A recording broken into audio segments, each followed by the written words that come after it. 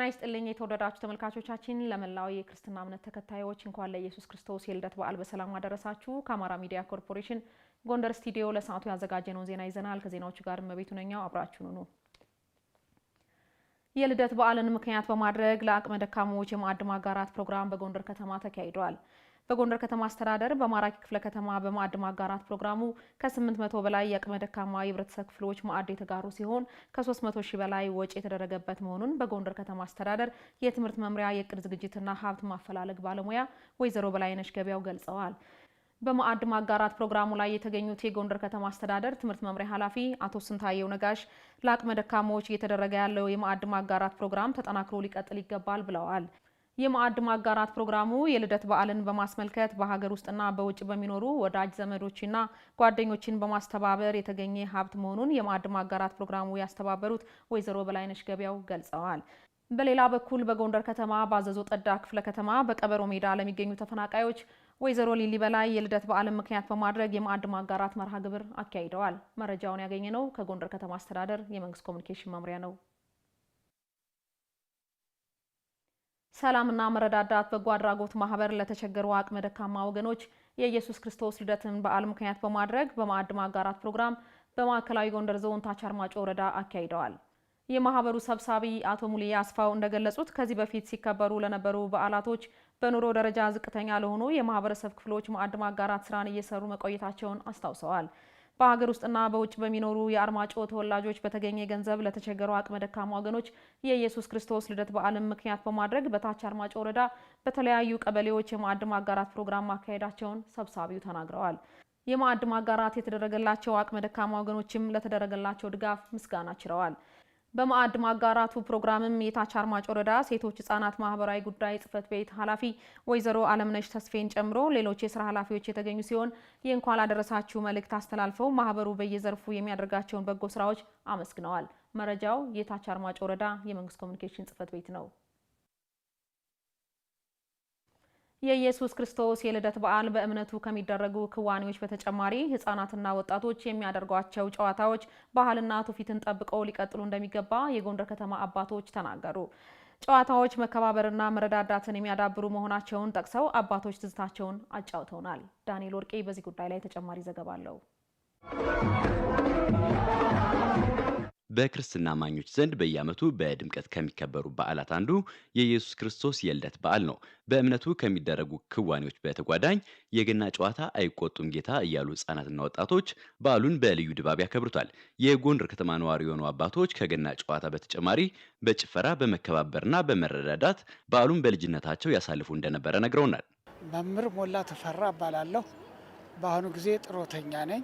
የገና ጨዋታውም በእኛ ጊዜ ቁልፍ እንጨቶች የሚባላሉ ጫፋቸው ላይ ተጠርበው የምንሰራቸው እነሱን ይዘን ነው በሱ ነው የምንጫወት።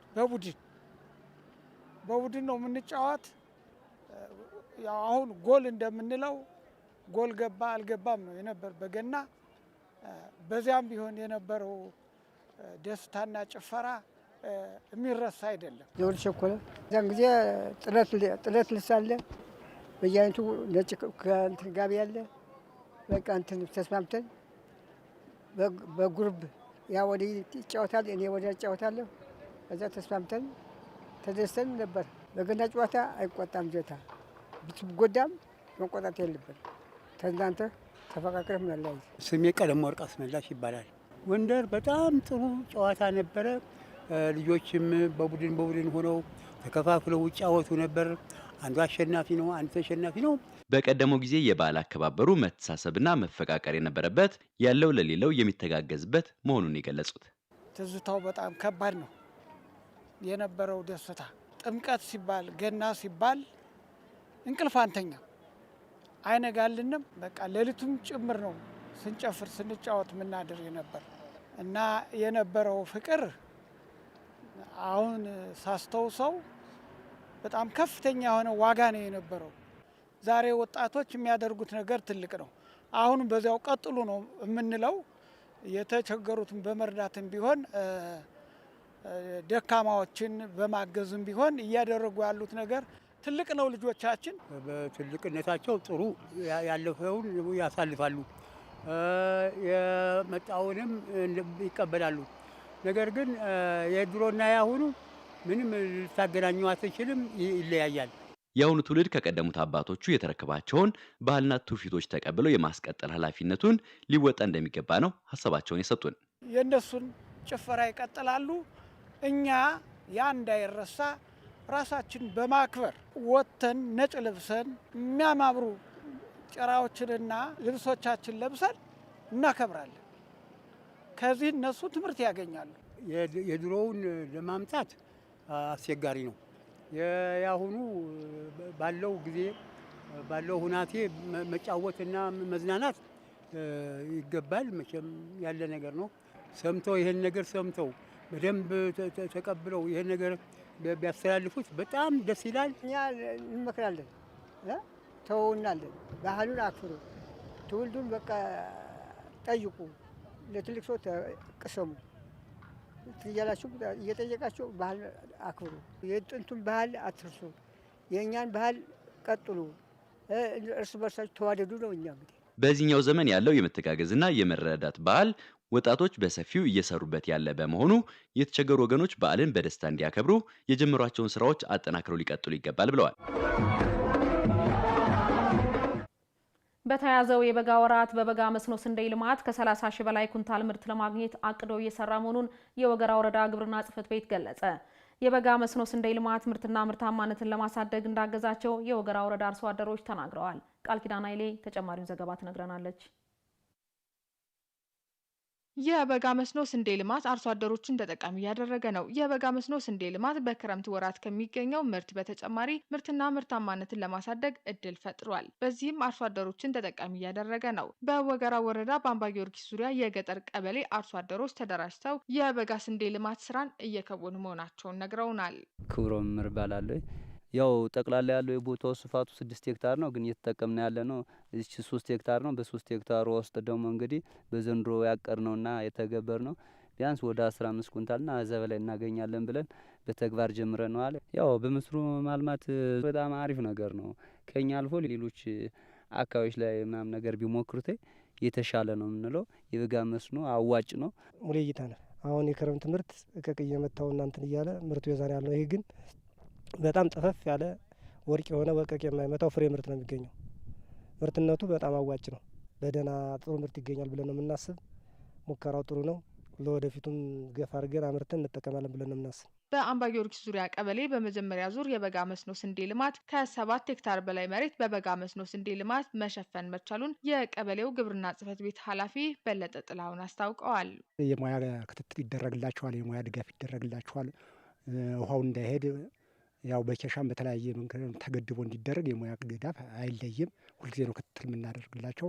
በማናጅመንት ስለሚሰራ ውሃውም ተገድቦ ሰዓቱን ይዞ ይጠጣ ላይ በሰዓቱ የማናጅመንት ስራ ይሰራለታልና የተሻለ ምርት ይገኛል ተብሎ ነው የሚጠበቅ። ከአሁንም በፊትም የተሻለ ምርት ነው የተገኘ። ከ400 በላይ ኩንታል የአፈር ማዳበሪያን ጨምሮ ሌሎች ግብዓቶችን ማቅረብ መቻሉን ያነሱት የወገራ ወረዳ ግብርና ጽሕፈት ቤት ኃላፊ ቻሊ አዛኔ የበጋ መስኖ ልማቱ ውጤታማ እንዲሆን እየተሰራ መሆኑን ገልጸዋል። እንግዲህ በዚህ ዓመት እንደኛ ወረዳ የበጋ መስኖ ስንዴ እቅዳችን 780 ሄክታር ነው። እስካሁን ድረስ እንግዲህ ወደ 660 ሄክታር ለይተናል። ወደ 180 ሄክታር ዘር ላይ ይውሏል። በዚህ ዓመት በቃ እቅዳችን 100% ፈጽማለን ብለን ነው የምናስበው። ይህን ለማድረግ ደግሞ የተለያዩ ግብዓቶችን ከ400 በላይ ኩንታል ማዳበሪያውን ቀደም አሰራጭተናል።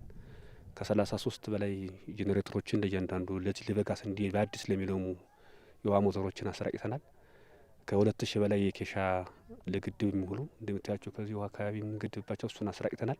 በበጋ መስኖ ስንዴ ልማት ስራው ከ30 ሺህ ኩንታል በላይ ምርት ለማግኘት እንደሚሰራ የገለጹት የጽሕፈት ቤት ኃላፊው በበጋ መስኖ ማልማት የተሻለ ምርት ለማግኘት እንደሚያስችል አስረድተዋል። በዚህ ዓመት የበጋ መስኖ ስንዴ ከ780 ሄክታሩ ወደ 30420 ኩንታል እናገኛለን ብለን የምናስበው።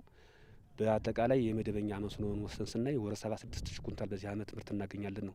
ጠቅላላ በዚህ ዓመት የመስኖ ተሳታፊ የሚሆኑት ወደ 5626 አባወራዎች በዚህ ዓመት መስኖ ተጠቃሚ ይሆናሉ ብለን እናስባለን። የበጋ መስኖ ስንዴ ከኖርማሊ ከሌላው ሰብል ለየት የሚያደርገው ምንም አይነት በሽታ የለውም። አሁን የበጋ መስኖ አዋጭነቱ በሄክታር 39 ኩንታል ይገኛል። ከግንቦት አካባቢ ሰኔ መደበኛ ሰብሉ የምንሰራው ከ27 28 ኩንታል የሚገኙ። ለበጋ መስኖ ስራ ውጤታማነት 46 የውሃ መሳቢያ ፓምፖችን ለአርሶ አደሮች ማሰራጨት መቻሉንም ጽሕፈት ቤቱ ጠቅሷል። የተከበራችሁ ተመልካቾቻችን ለአብሮነታችሁ ከልብ እያመሰገንን በድጋሚ እንኳን ለኢየሱስ ክርስቶስ የልደት በዓል በሰላም አደረሳችሁ።